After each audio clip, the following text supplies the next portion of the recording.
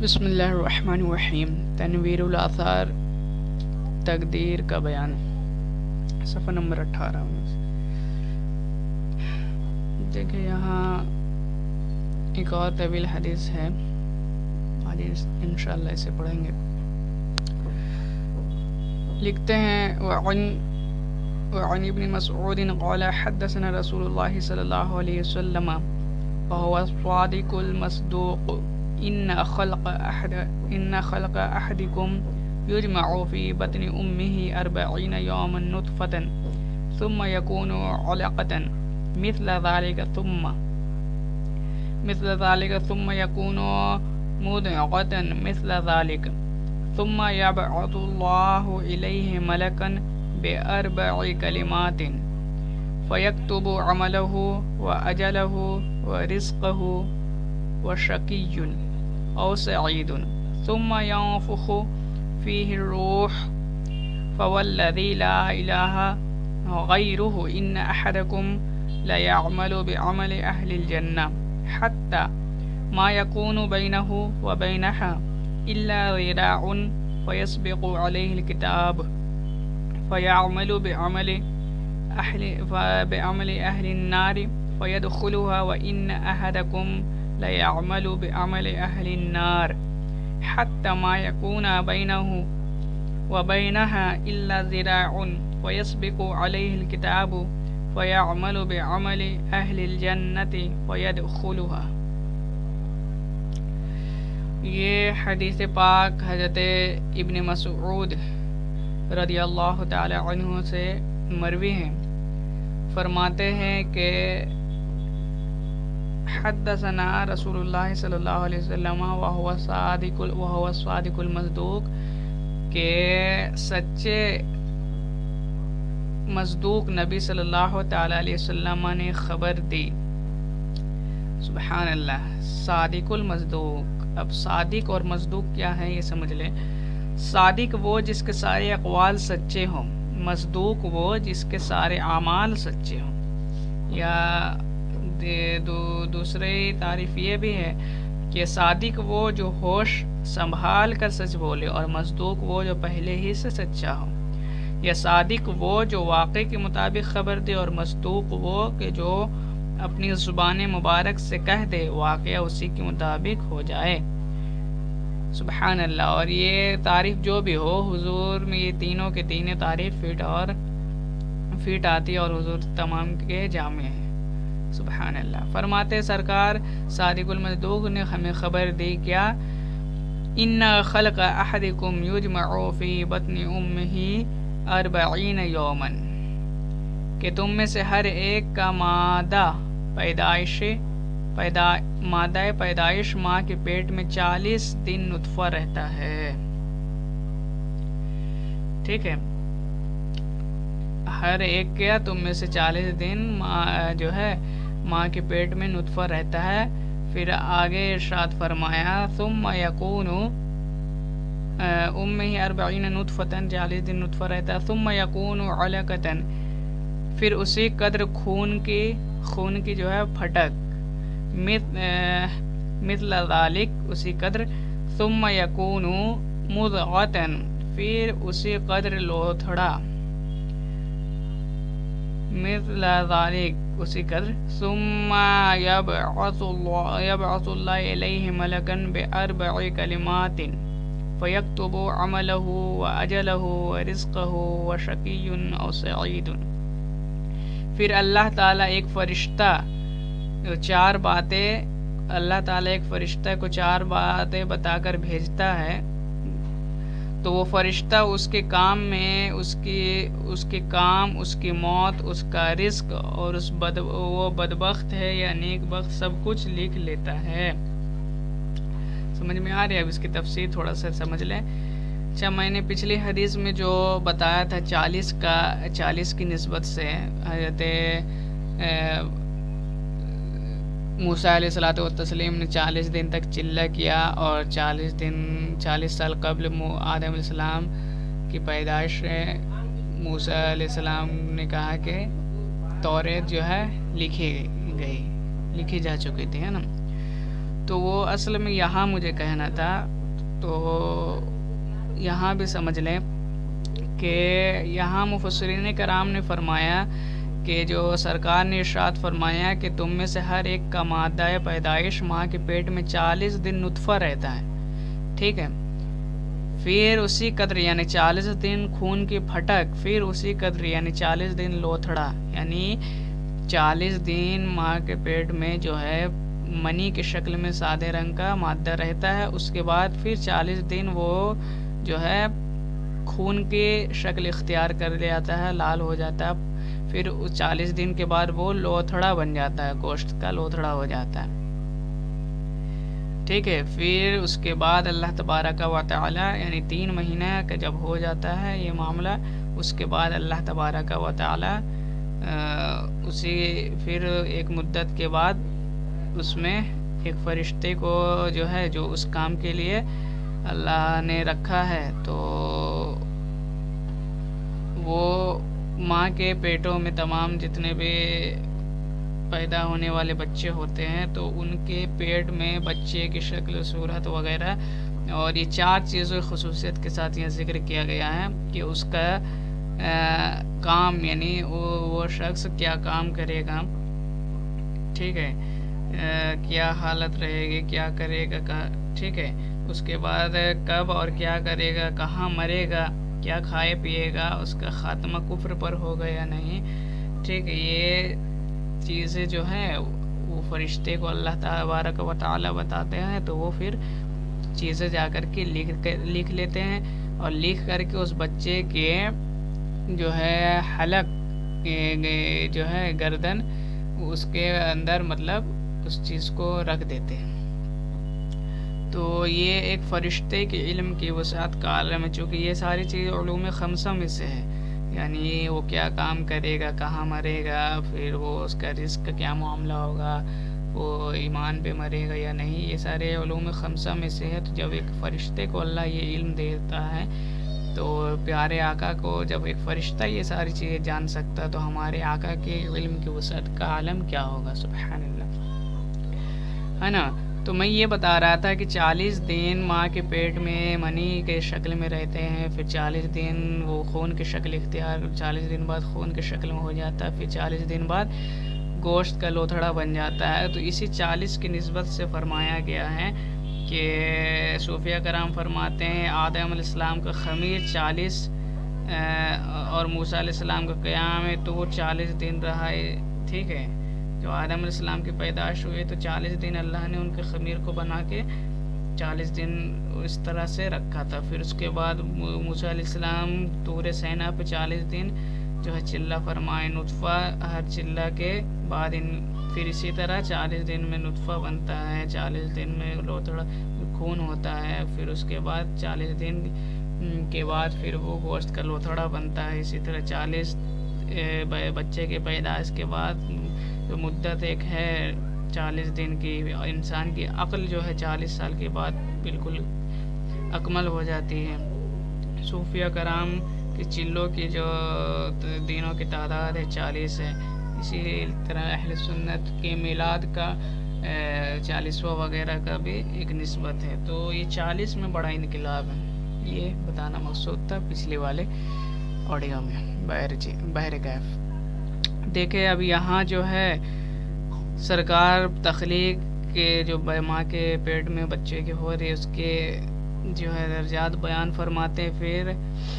آگے جب فرشتے کے متعلق وہ باتیں فرما چکے کہ 4 باتوں کو اللہ ان کو دے کر کے بھیجتا ہے اور وہ لکھ لیتے ہیں، پھر کیا ہو آگے سرکار نے ارشاد فرمایا ثم ينفخ فيه الروح، پھر اس میں روح پھونکی جاتی ہے، فوالذی لا الہ غیرہ ان احدکم لیعمل بعمل اہل الجنہ، تو اس کی قسم جس کے سوا کوئی معبود نہیں کہ تم میں بعض جنتیوں کے کام کرتے رہتے ہیں، حتی ما یکون بینہ وبینہا الا ذراع فیسبق علیہ الکتاب فیعمل بعمل اہل النار فیدخلہا۔ سرکار نے قسم اللہ تبارک و تعالیٰ کی قسم بیان فرمائے، پھر فرماتے ہیں کہ تم میں سے بعض جنتیوں کے کام کرتے رہتے ہیں یہاں تک کہ اس میں اور جنت میں صرف ایک ہاتھ کا فاصلہ رہ جاتا ہے، الا ذراعن، یہ صرف ایک ہاتھ کا، فیسبق علیہ الکتاب، ہو کہ اچانک نوشتہ تقدیر اس کے سامنے آتا ہے، فلیعمل بعمل اہل النار، اور دوزخیوں کے کام کر لیتا ہے، فیدخلها، پھر وہاں ہی پہنچ جاتا ہے۔ اللہ اکبر۔ پھر آگے ارشاد فرماتے وَإِنَّ أَحَدُكُمْ لَيَعْمَلُ بِعَمْلِ أَهْلِ النَّارِ، اور تم میں بعض دوزخیوں کے کام کرتے ہیں، حَتَّى مَا يَكُونَ بَيْنَهُ وَبَيْنَهَا إِلَّا ذِرَاعٌ، یہاں تک کہ اس میں اور دوزخ میں صرف ایک ہاتھ کا فاصلہ رہ جاتا ہے، فَيَسْبِقُ عَلَيْهِ الْكِتَابُ فَيَعْمَلُ بِعَمْلِ أَهْلِ الْجَنَّةِ فَيَدْخُلُهَا، کہ اس کا نوشتہ سامنے آ جاتا ہے اور جنتیوں کے کام کرتا ہے، پھر اس میں داخل ہو جاتا ہے۔ تو یہ سرکار نے ایک جو ہے طریقہ جو عام طور پر مطلب دیکھنے کو مشاہدہ ہوتا ہے، تو سرکار نے اپنے علم سے ارشاد فرمایا کہ بعض اوقات تم میں ایسے لوگ ہوتے ہیں کہ نیک ہوتے ہیں، نیکیوں کے کام کرتے ہیں، اور اس قدر کرتے ہیں کہ اللہ تبارک و تعالی کے فضل سے اس کے اور جنت کے درمیان صرف ایک ہاتھ سے مراد یہاں پہ صرف موت کا، یعنی کہ مرے اور جنت میں چل جائے، اس درجے تک کوئی پہنچ جاتا ہے، ٹھیک ہے، تو اس قدر پہنچ جاتا ہے، لیکن پھر تقدیر کا لکھا، تقدیر کے اوپر یہ پوری بحث آ رہی ہے نا، پھر تقدیر کا لکھا ہوتا ہے تو پھر وہ شخص جو ہے بدبختی کرنے لگتا ہے، اور جتنے نیک کام کیا اس سے روگردانی کرنے لگتا ہے، اس کے بعد وہ گناہوں میں ملوث ہوتے حتیٰ کہ کفر کر بیٹھتا ہے، اور اسی میں اس کا خاتمہ ہو جاتا ہے، تو پھر وہ دوزخ کے راستے پہ چلتے ہوئے اس میں بالآخر داخل ہو جاتا ہے۔ اسی طرح بعض لوگ ایسے ہوتے ہیں جو دوزخ کے راستے پہ برائی کرتے رہتے ہیں، چلتے ہیں، یہاں تک کہ ان کے اور دوزخ میں صرف موت کا فاصلہ رہ جاتا ہے، ایک ہاتھ سے مراد موت کا فاصلہ رہ جاتا ہے کہ مرے اور دوزخ میں چل جائے، یعنی کفر میں زندگی گزاری کو، اور نہایت بدبختی کے ساتھ اللہ کے سامنے کبھی جو ہے اس کے معبودیت کا اقرار نہ، یہ ساری چیزوں کا سے روگردانی کرتا رہا، یہاں تک کہ پھر اللہ کی توفیق اسے نصیب ہوتی ہے اور وہ ان چیزوں سے تقدیر کا لکھا پھر آتا ہے، تو پھر وہ ان چیزوں سے توبہ کرتا ہے اور اسلام کے دامن میں جو ہے اسلام کے دامن کو تھام لیتا ہے، اور اللہ کو راضی کر کے جنتیوں کے سے کام کرتے ہوئے حتیٰ کہ جنت میں داخل ہو جاتا ہے۔ تو یہ جو ہے سرکار نے ارشاد فرمایا، اس میں ہم لوگوں کے لیے بہت سوچنے اور غور کرنے والی بات ہے کہ ایمان لا کر جو ہے ہم لوگوں کو چاہیے کہ نیک کام کرتے رہیں اور اللہ سے امید رحمت رکھے، اور اگر کوئی بدبخت ہے، گنہگار ہے، تو وہ بھی مایوس نہ ہو بلکہ اپنے اللہ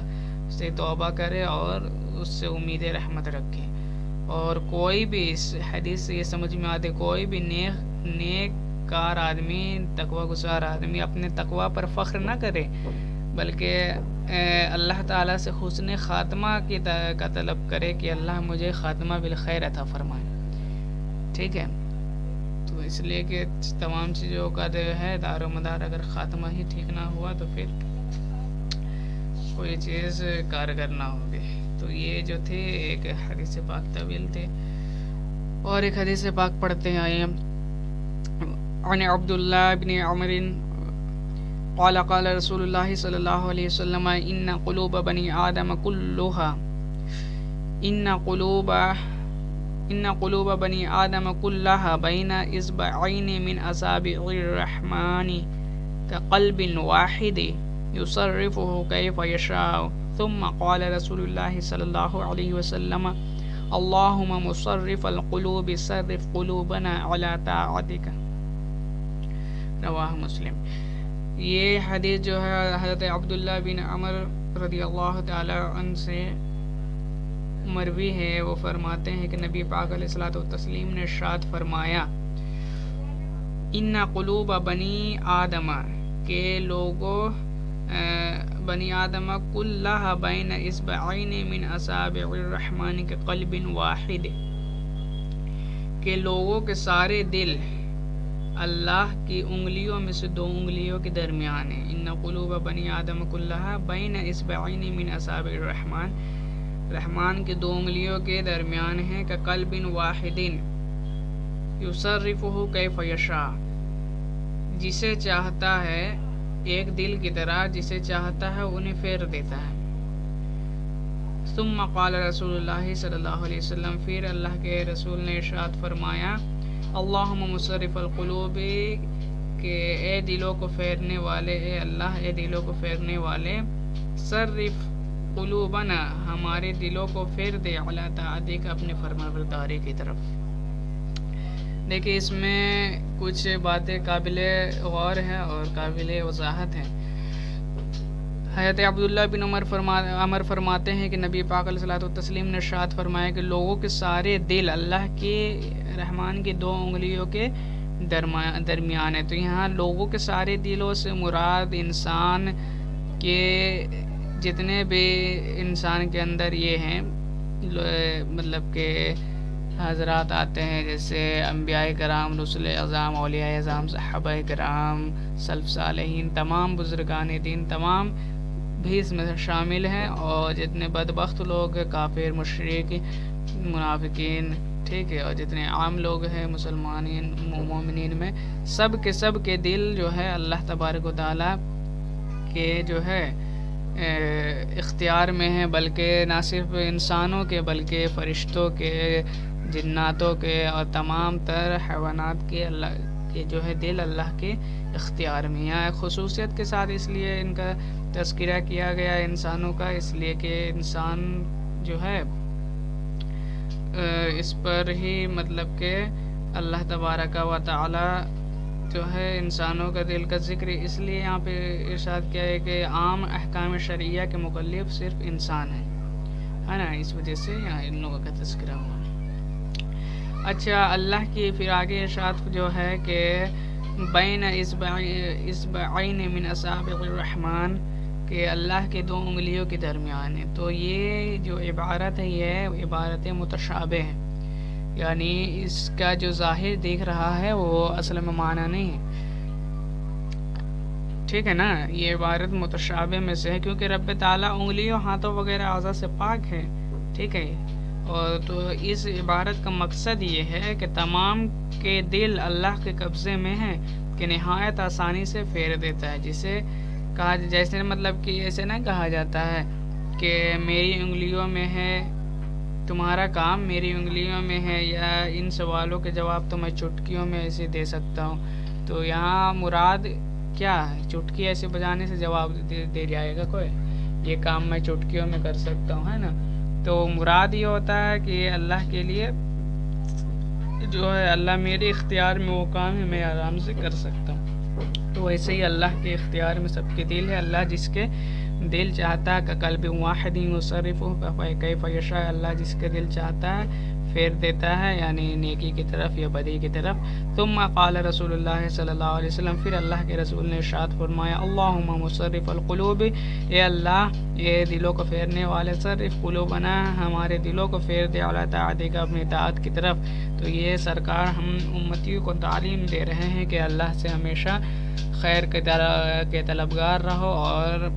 حسن خاتمہ کا جو ہے طلب کرتے رہو اللہ کی طاعت کرتے رہو. اس لیے کہ سرکار تمام تر گناہوں سے پاک ہے اور معصوم ہے بلکہ صرف معصوم نہیں سید المعصومین معصومین کے سردار ہیں ٹھیک ہے. سرکار سے گناہ ہونا یہ ناممکن ہے بس کو ذہن میں رکھیں. تو یہ تعلیم میں امت کے لیے ہے کہ امت بھی میری ان چیزوں کے طلبگار رہے اور سعید بختی کی طرف اپنے رب سے جو ہے طلب کرتے رہے. اللہ پاک ہم لوگوں کو بھی ان احادیث کا جو ہے فیضان نصیب عطا فرمائے. اور یہ دعا جو ہے اللہم مصرف القلوب صرف قلوبنا علی طاعتک